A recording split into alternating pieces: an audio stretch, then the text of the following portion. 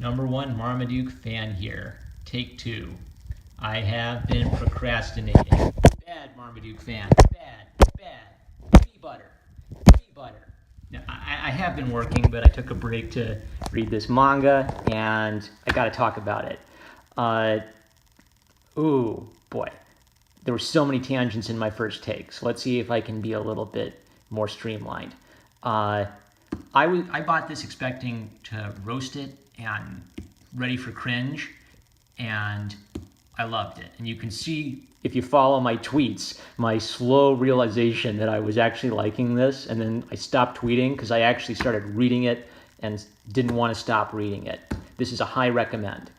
I need to talk about my experience with manga a bit so you understand why I was experiencing so much cringe preparation before I got into this. I was judging it by the cover, by the back, by flipping through a couple pages. So when I took my break from superhero comics, I read manga, and when I was about 18, I encountered Naruto, and I really liked Naruto.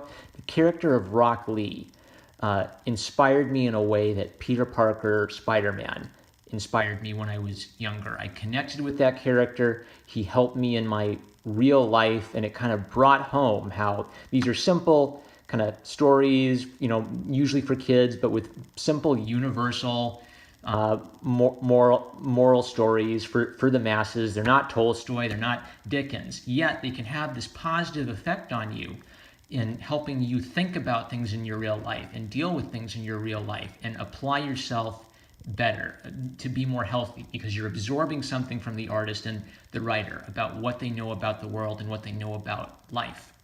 And I think that's why morality is so important to the tone of these comics.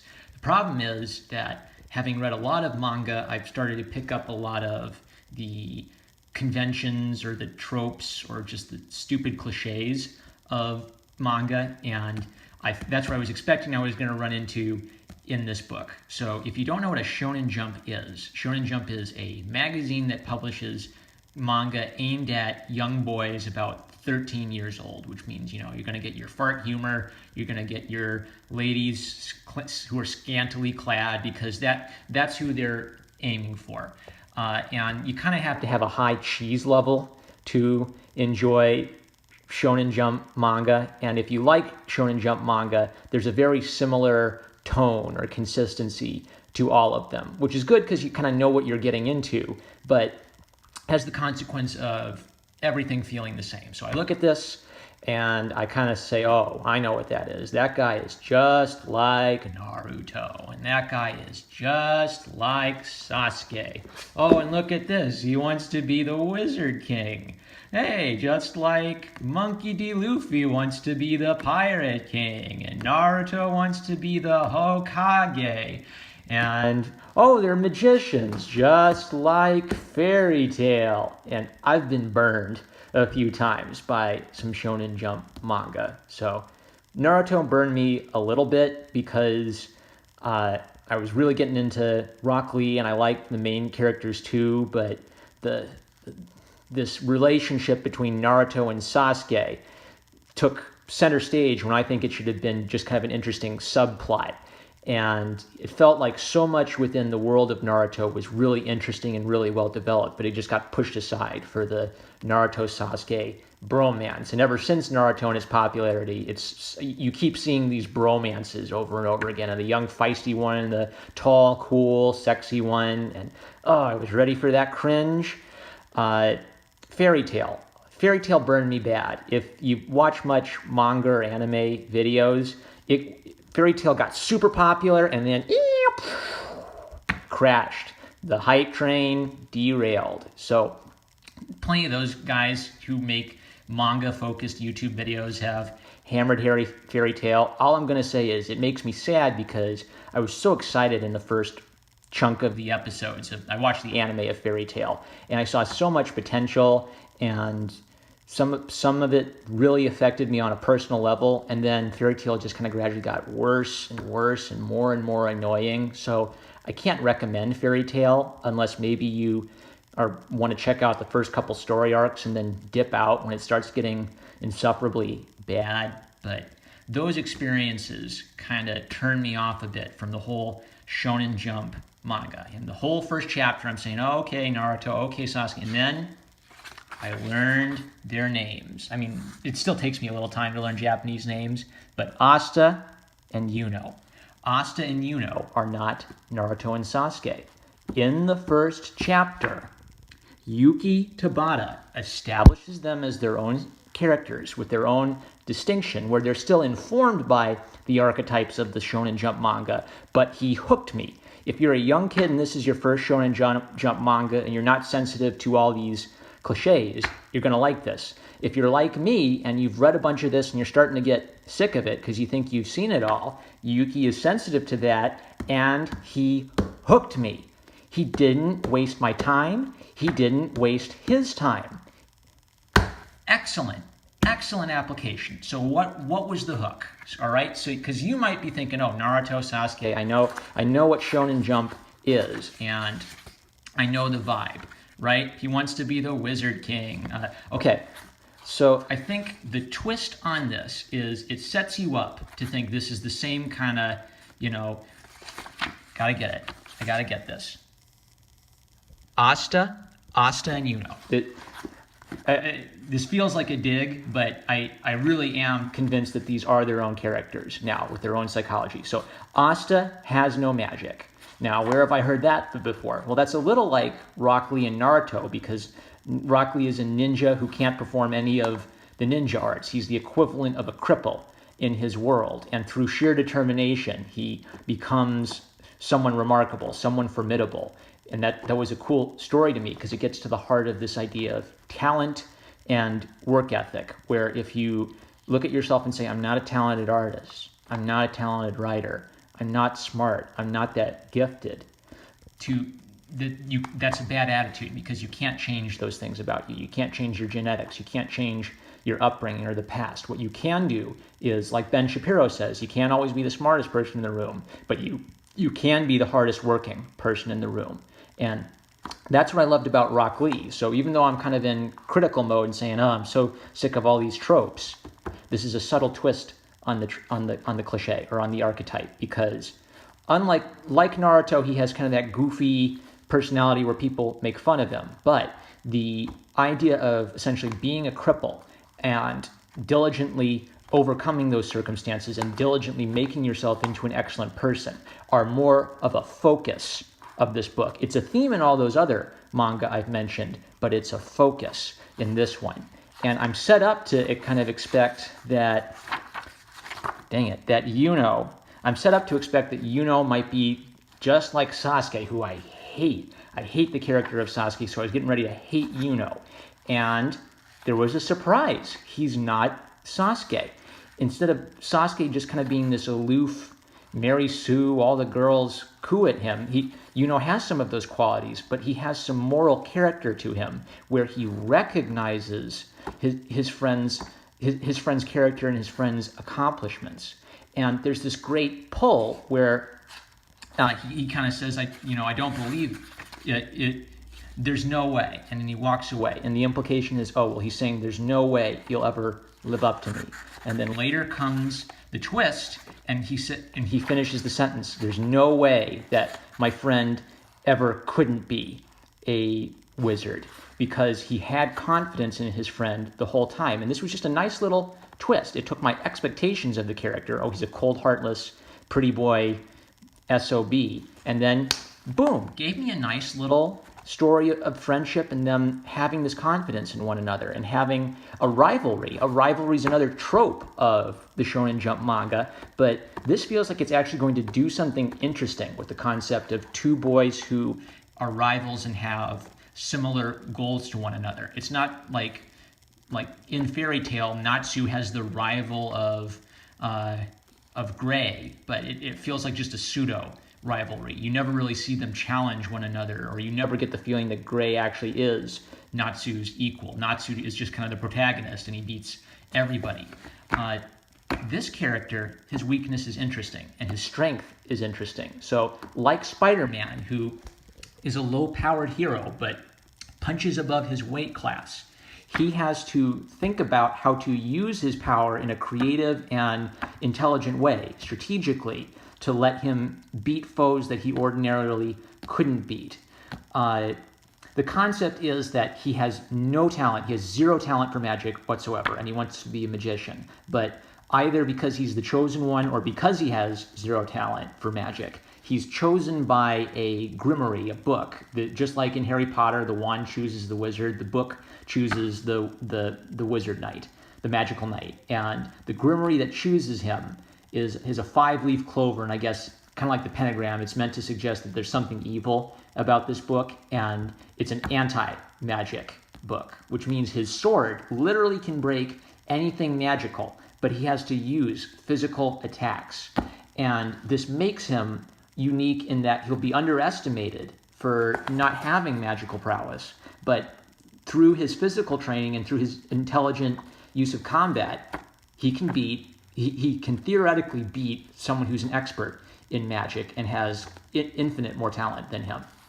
Now, the other thing I like about this is intelligent use of pacing. Oh, okay, tangent. So he has this kind of cutesy, shiny eyes that Zach's made fun of, and even his daughter has made fun of, and this annoyed me a bit, but it's actually a clever use of the convention. It's sort of a cutesy, tee-hee kind of humor, but the idea is that Asta is a rube from a backwoods town and isn't really that good about manners and politeness, and he'll say well-meaning things, but things that are kind of stupid or accidentally insulting. So this is sort of the clue from the artist that, whoopsie, he's saying something kind of silly. So it's not cloyingly cute, it's a humorous use of the convention. But fights.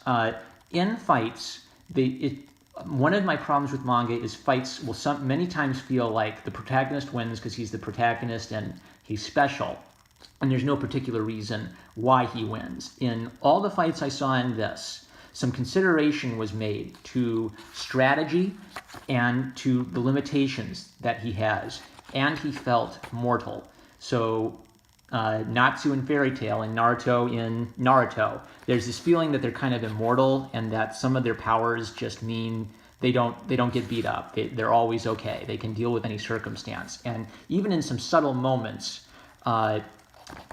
Asta mentions his mortality, and we get the feeling that this isn't a guy you could drop 3 stories and he'd be fine. He's killable. He's competent, he's driven, he's determined, but he's killable.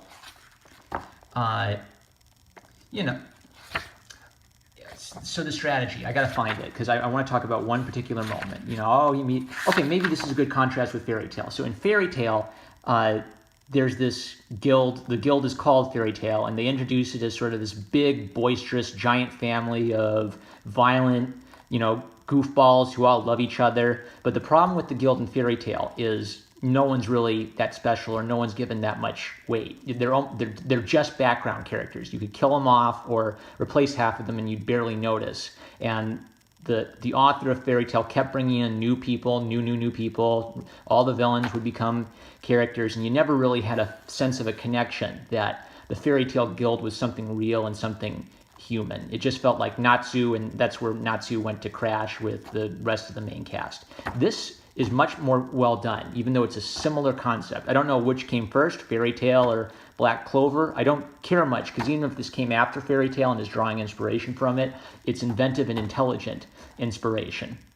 And if Fairy Tail came after this, then that's one more annoying thing about Fairy Tail. But what's smart about this is he limits the cast of characters that he introduces, while saying there are other members of this group, but who may be out. So it gives him flexibility to bring in new characters later, but it gives us a manageable number of characters to follow now. And then of about the 10 characters he shows you, he gives you a core group of 4 that you're going to be following most closely. I want to find the one fight I'm thinking about, because that's what really got me rolling about this. Okay, so this guy, Magne, he is similarly a kind of intense masculine personality that Atsu is, but he is a little bit kind of creepier in his presentation, and he challenges Atsu to a fight. I was really impressed by the pacing of this action scene. Apart from talking about the artistic composition of comics, I am also interested very much in what makes a good fight scene, what makes a bad fight scene. Why is one compelling or not compelling, or funny or cool or emotionally powerful? Because theoretically, it's just punch, punch, punch, sword, sword, sword, magic, magic, magic. But I want to give you a couple ideas that have helped me that might help you in composing a fight scene. Number one, a punch that the audience understands is better than 5 million punches where they don't understand what's going on, which would kind of be like a dig at Dragon Ball Z style fighting, where the impression is the Dragon Ball Z characters are faster than the eye can follow. But I'd rather know what is going on in a fight. And sorry, I just got a comment from my boy Z Red Gems. Anyway, I'd rather know what's going on in a fight and understand it on kind of a real world level where we're not, because once you get to that like godlike mode, you can say, oh, now they're more godlike, now they're more godlike, now they're more godlike, but you lose a frame of reference. The other thing is that doing actual martial arts experience might help you a lot, even if it's just taekwondo or a little fencing or something, because things that look cool on a page might not necessarily translate to being cool in a fight where you're imagining the fight. So if it's like, rising fist of the dragon flame emperor, that's a trope, that's a cool trope of manga, that they name their attacks. But if there's a giant fireball buzzing around, that isn't as understandable as a strategic exchange or a situation where you have to use your powers intelligently to stay alive. So this is great. Magnus throwing fireballs at him. And I just want to read this page because it really hooked me. Oh, I'm dead. Asta's brain knew instinctively. Up until now, Asta had cut through magic with his well-trained muscles, and we see the fights where he did that, so it's giving us a correct description of his previous 2 fights. But against this magic, with his current skill, Asta couldn't locate it quick enough to cut it. Even if he did manage to cut it, he wouldn't kill the attack force. So they're showing what would happen if he sliced a fireball. The fireball would split and hit him still. He'd just take a split attack to the face. I can't stop this. When he realized his limits, his brain shut down. So this first page hooked me because it is describing for us something that seems realistic. If someone threw a magic fireball at you and all you've got a sword, slicing through the fireball isn't going to stop fire from hitting you. And in both his previous engagements, he did face someone who he could physically attack and break their defenses with a sword strike.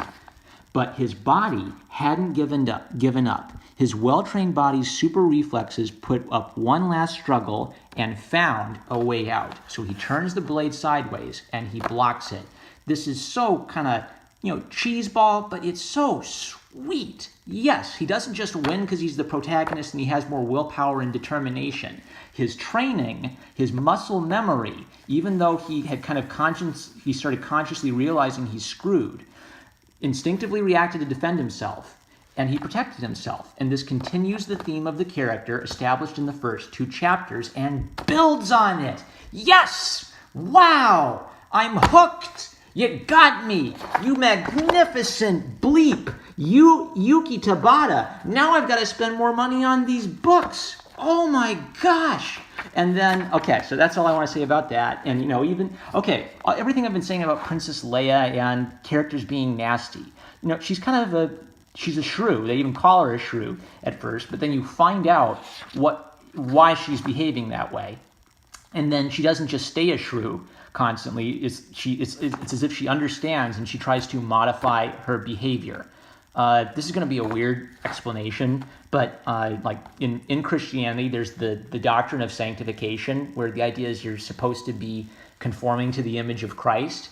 And so the thing about sanctification is, someone doesn't just, they're a drunkard and a drug addict, and then, they find Jesus, boop, now they're a perfect saint. The idea of sanctification is you're gradually becoming more sanctified and more Christ-like over time. But the problem is, you're a jerk on the internet. Oh, you looked at that picture, didn't you? So really, it's a bit more of a wavy line up and down. But the idea of sanctification is that gradually, even if there's a lot of low moments where you're worse than you were ever before, the idea is that gradually you are heading in this direction of conforming to the image of Christ. That is the weirdest illustration ever, but it's the best illustration I can think of for how character building should work. Because even if a character has flaws, we should, like being rude or being cruel or being mean, you can redeem those kinds of flaws, but we should have the sense that that something is being done to push the character in a more moral direction. So if it's a battle axe girl who's kind of a ball buster, that's okay, but let's see her becoming a better human being and becoming a better friend to her teammates over time. Even if there's like a bad thing where, she's really mean to one of them and that's a low point, and then the characters reconcile and they go back to being a good team again. The basic idea is keep moving upward. Don't forget everything you established. Keep moving the character towards a positive direction where they're becoming more heroic through this friendship and through this team. So she's an interesting part of the team. We've got our core three. We've met the tough Sarge mentor character, who I'm sure we'll see more of later. But yeah, it's a pretty tight-knit squad. They're all kind of a island of misfit toys group, which is perfect for Atsu, because he's this brash, young, masculine, shonen jump character, but he's his own spin on that classic archetype. I'm hooked. There was one thing I noticed that I want to talk about, which is somewhere there's a page featuring all the guys in this studio, which is something that I was surprised to learn. Like about Guri Hero and about Naruto, is that generally, even though they put one person's name on the cover, there's generally a whole studio of people working together to work on this stuff. And it was just nice to see a little page where they recognized all these guys who are contributing a bit. Art geek tangent. This reminds me of Rubens. Rubens was one of the most financially successful artists of all time. He had a studio of assistants, and to be honest, he probably didn't paint most of his paintings. He might have added the little finishing details, but the studio of Rubens produced most of what he sold and what he made his bank on. So the manga industry standard seems to be the main writer-artist on top, and presumably providing direction, storyboarding, doing the most important stuff, and then a whole team of assistants drawing background characters, drawing little details, adding. And one thing I really wish would change about the manga industry is I would love to see more recognition for these studios, even if it's a tiny credit at the beginning saying with contributions from the studio of Tabata, and then just list their names, because man, you think Marvel DC debates get salty about who created what character and what their contributions were. I'd feel bad if I feel kind of bad for all these assistant guys busting their butts, and generally they're not even, it seems hard to even find out who they are. So that was just something I noticed, and it was nice to see them get their little day in the spotlight on the blank page brigade. That was cute. So yes, I highly recommend this. Now here's the problem though. The reason I say high recommend instead of highest recommend is I don't know where this is going. And I've been burned before with really promising starts that peter out and sink and blah, blah, blah, blah. So I don't know. I don't know what the future holds for me, but in terms of starting the story compellingly, so that a person like me who is jaded to the genre and thinks I've seen it all and this is all, I'm getting so sick and tired of all this, an excellent way of grabbing my attention, not wasting my time, and getting me interested. I'm #1 Marmaduke fan. Catch you all later.